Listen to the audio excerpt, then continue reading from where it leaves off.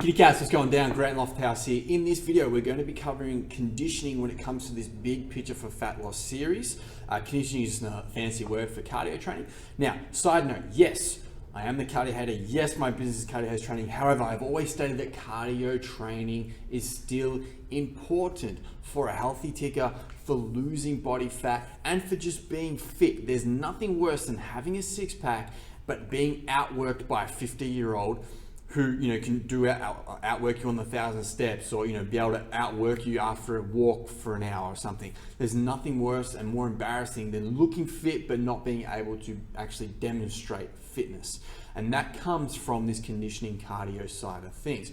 With that being said, if you really want to take things to the next level and get really super focused and detailed with this cardio stuff, there's two people I can recommend for you: Kenneth J and Andrew Reed. Kenneth J has a book called Cardio Code. Andrew Reed has a book called Run Strong. Both of them are really super in-depth books when it comes to narrowing things down for like your heart rate and all that sort of stuff. Fantastic things. Again, we're focusing on the big picture side of things, so I don't really want to get into sort of heart rates and that sort of stuff. But if that's something you want, then I recommend either of those two books or both, okay?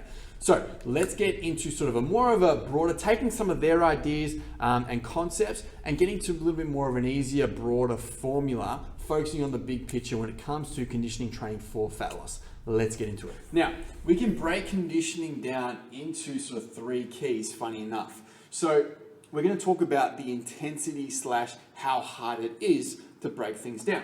So we've got easy, medium, and hard. This is something that we sort of use a lot in the RKC system to help determine sort of how often we should train easy, medium, and hard. Because most people train here, or try to anyways, until they get injured.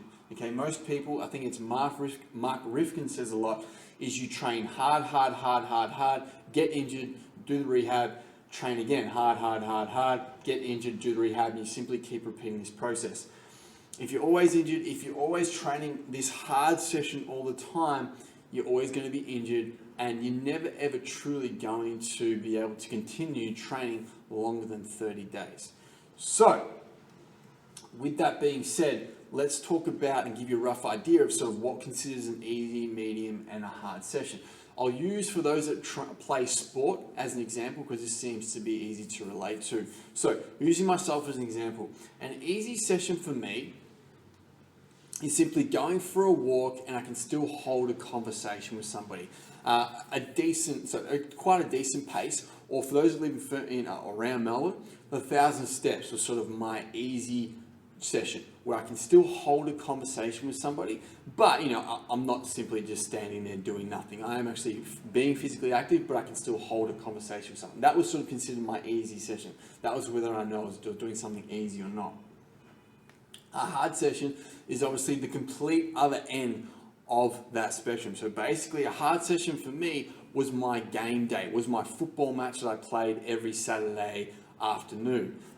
This was, went for 2 hours. I was sore the next day. I couldn't do this very often. That is considered a hard session. So if you sort of tick off those boxes where you're probably going to be sore the next day, you can't do it very, very often, and you get beaten up a little bit, that's probably your hard session. A medium session is somewhere in between that. So for me, the medium sessions was football training on a Tuesday and a Thursday night. It was, wasn't easy, it wasn't hard, but it was somewhere in the middle. So that can sort of give you a rough idea of, from a sporting aspect, how to relate to this. Now, for those that don't play sport, those that just, go to the gym and do stuff, an easy session might be just on the treadmill, going for a walk, doing the 1,000 steps as I already explained, doing something where you kind of, you're doing a little bit of work, but you can still hold a conversation with somebody. That can be considered as an easy session. A hard session, to put it into perspective in terms of gym work, might be doing kettlebell snatches, kettlebell swings for time. Okay, that is something that's hard, probably going to beat you up a little bit during the session. You're going to be quite sore the next day. That can be considered a hard session. Medium session can be somewhere in between. So it could be like battling ropes, it could be getting out the sled, it could be doing something along those lines. That can be considered a medium session. Most of the sessions that we do here at my private training facility, if you watch the previous video where they do their strength bit, at the end, once they finish that, we then go into about 10 to 15 minutes of medium work. Very rarely, only maybe once per week, we'll ever give them a hard session, but even still, it's not even really crazy hard. Most of it is in that sweet spot for a medium session, because naturally I'm not going to get them to do an easy. Sometimes we could, but most clients aren't going to feel like they're getting their money's worth if they, we rock up and say, all right guys, come on, we're going to go for a walk for half an hour. I mean, they're not going to really want to pay me for that. So I encourage them to do their easy sessions at home on the other days when they're not with me, and they're generally going to do their medium sessions, and the hard sessions are just going to come willy-nilly whenever they feel like doing it outside the gym here with me, or maybe once per week, once a fortnight, we'll get out a hard session. Okay, so now that you have a rough idea of sort of how that all works, let's talk about how often. Okay, if you want to do a hard session, you need to do 2 easy sessions beforehand. Okay, so you're going to do 2 easy sessions before you get to do a hard session. Okay, that's the ratio for your hard sessions. For your medium session, you've got to do 1 easy session before you do your medium session. Now, why do we do this? Well, the reason why is because we need to do more easy stuff than hard and medium stuff. If you don't believe me, try and do this for 30 days and come back to me, and you'll finally notice that something's sore, something's injured, or you're just completely burnt out. The easy sessions allows you to, one, flush out all the toxins that you accumulate with your hard and your medium sessions. It helps you build a broader base fitness. Okay, so what I mean by a broader base fitness is the ability to actually do something for longer than 10 minutes. Okay, so for those of you that all keep preaching that high intensity stuff, yeah, sure, high intensity training is great, but if you're only doing high intensity training for 15 minutes, guess how long your fitness is going to last you? 15 minutes. You need to develop some sort of bigger base tank, okay? And that comes through your easier, longer sessions. So the stuff that you can do for an hour, the stuff that you can do for 2 hours. Like for example, if you do the 1,000 steps a couple times, that's going to take you a couple hours, but you're going to build a really big base level of fitness.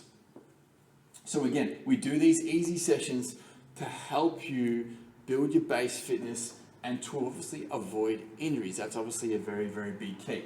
So to kind of give you a rough sort of weekly layout template, let's say you do your cardio conditioning stuff on Monday, Wednesday, and Friday. So following the ratios above, you have to do an easy session on Monday, an easy session on Wednesday, which then allows you to do that hard session. You have to do those 2 easies before you get to the hard one. All right? Now you have Sunday and Saturday, I know there may be your strength training days. Then in week 2, you're going to do a medium session. So you do an easy session on Monday, you then do your medium session on Wednesday, and then you're back to another easy session. And then if you want to do another hard one, then you're going to do another easy session before you get to hard. Or because you just done that easy session there, then in week 3 on Monday, you can then do another medium session if you wish. So lots of options and things you can play around with here with variety in terms of your easy, medium, and hard sessions. But understand that you've got to do more easy stuff than hard stuff, okay? You can only get in the ring with Mike Tyson for 5 rounds so often until eventually you get injured, okay?